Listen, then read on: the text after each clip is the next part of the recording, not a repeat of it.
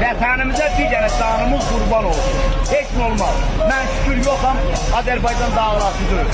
Sabahları minlərlə məni kimi şükür çıxacaq. O adı qoruyub saxlamaq, o ada uyğun, bundan sonra da addım atmaq bu borcumdur, vəzifəmdir.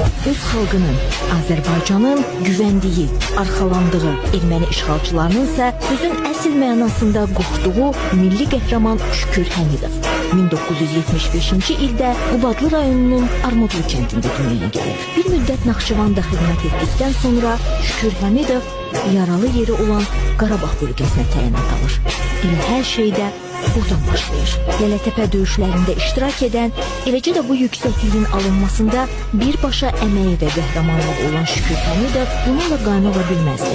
O bütün torpaqlarımızın azad olunmasını arzu edirdi. Bəli, Şükür Həmidov arzusuna çatdı, amma canı qanı pahasına. Torpaqlarımız azad olundu müjdəsi üçün, xalqımızın gözlərində o sevinci yaşatmaq üçün, o sənin üçün, mənim üçün, hər kəs üçün və bu torpaq üçün şəhid oldu.